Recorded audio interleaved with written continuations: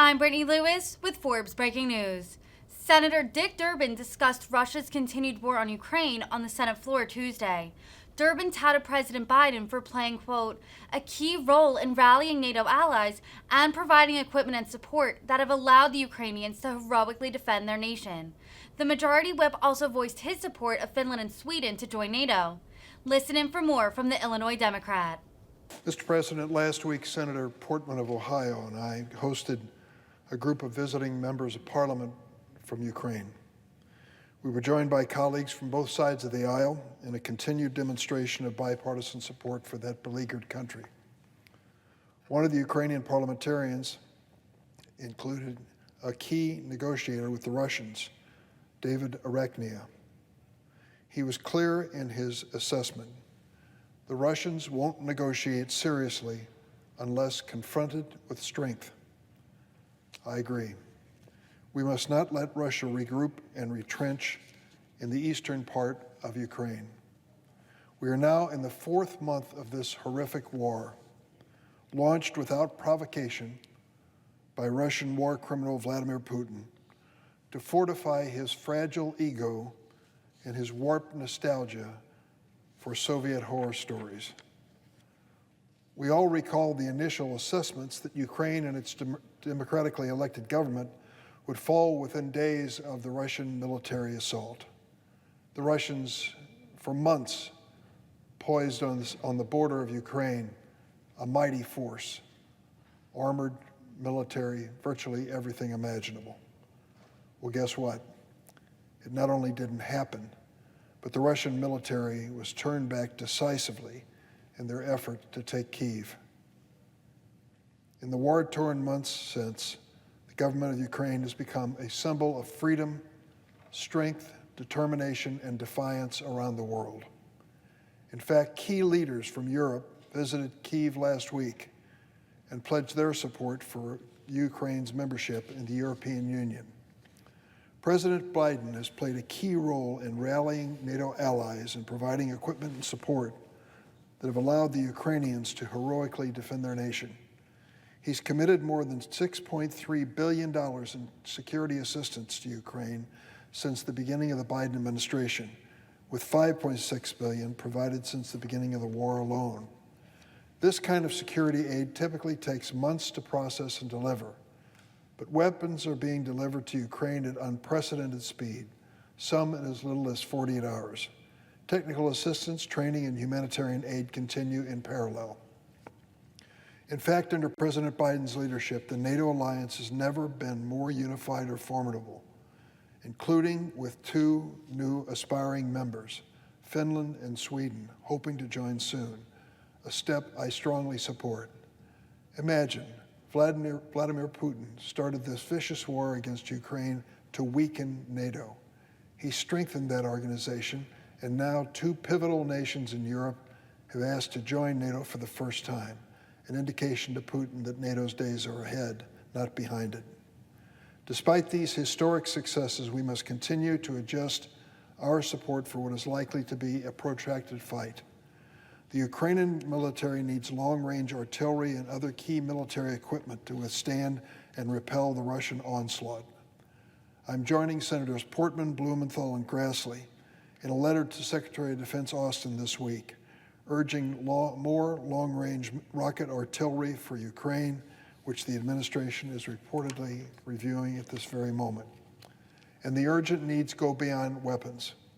Ukraine's economy and food exports that feed some of the world's poorest nations, cannot be held hostage to Vladimir Putin's cruelty.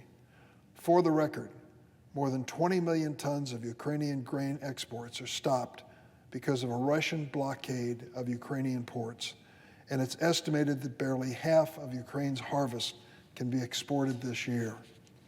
Secretary of State Blinken rightly has accused Russia of using food as a weapon of war, and there are credible reports that Russia has stolen Ukrainian grain, imagine this, only to cynically resell it on the world market. One has to ask, when you consider this barbaric act, following other barbaric acts, does Vladimir Putin really believe he's going to restore the moral authority of Russia by his actions? Is this really the kind of behavior, incidentally, that China wants to be associated with? So our task and that of our allies must include not only sustained and updated supply of critical weaponry, but also help to reopen and secure Ukrainian ports and find alternative land routes for this year's harvest. And we must support efforts announced by Attorney General Garland today in his visit to Ukraine to help identify, apprehend, and prosecute those involved in war crimes. Here in the Senate, we can help that effort by passing the Bipartisan Justice for Victims of War Crimes Act. I've introduced this bill with Senator Grassley to ensure that perpetrators of war crimes in Ukraine and elsewhere cannot find sanctuary in the United States of America. I also urge my colleagues not to delay approval of Finland and Sweden into NATO, and to never again entertain the weakening of this critical Western alliance. Let me also take a moment to comment on threats made over the weekend to one of our NATO allies, with a nation which still has a recent stark memory of Soviet horror, and I refer to Lithuania. Lithuania is one of the Baltic states that led the effort for independence from the Soviet Union. Who can forget the Baltic Way, a human chain of 2 million people who joined hands across Estonia, Latvia, and Lithuania 33 years ago to call for independence from the Soviet Union. Just a few years later, in July 1991, the Russian government recognized Baltic nations' independence during the historic end of Soviet tyranny in Eastern Europe, and recognizing that the Russian people were ready to give Baltic states a future.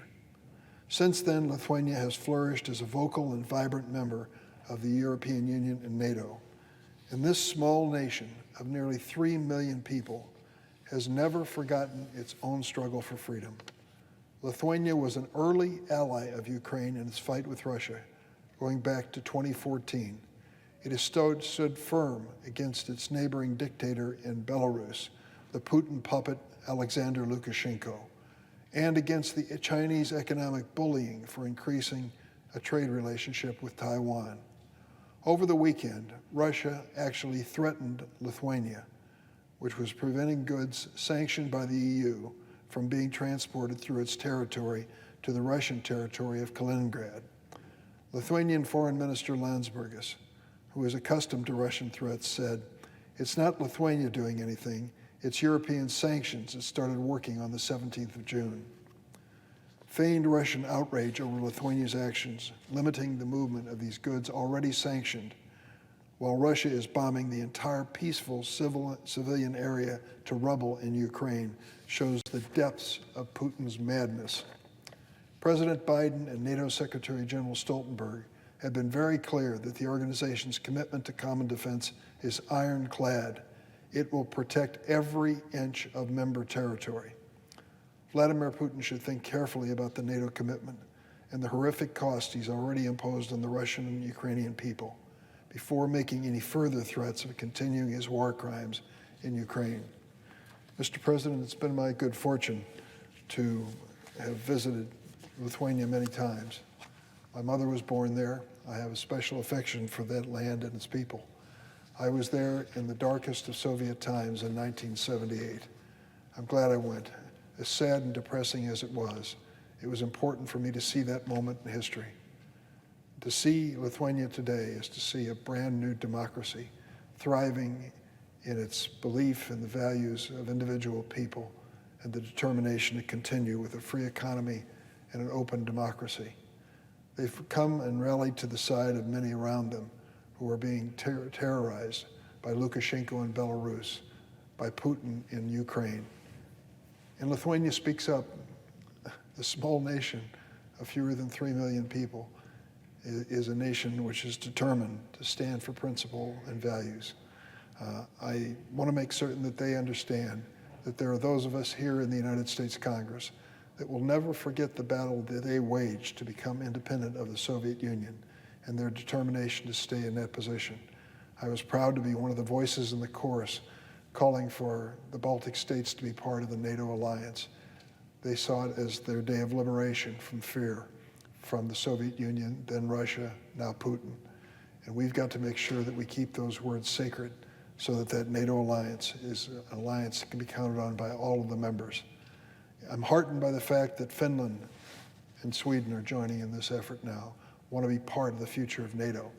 Extending that NATO border with Russia 600 to 800 miles is an affirmation of the foolishness of Putin.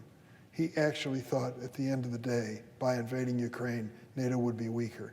Now it will be stronger than ever, and frankly, right up against his own country in the Finnish borders if they are allowed to join us in the NATO alliance, which I dearly hope for. In the meantime, to my friends and all of the folks that I've worked with in Lithuania, we are so proud of your continued determination to stand up for what's right. Continue doing that. That is the spirit of the Baltics, it's the spirit of Lithuania, and it's the spirit of the NATO alliance. Mr. President, I yield the floor.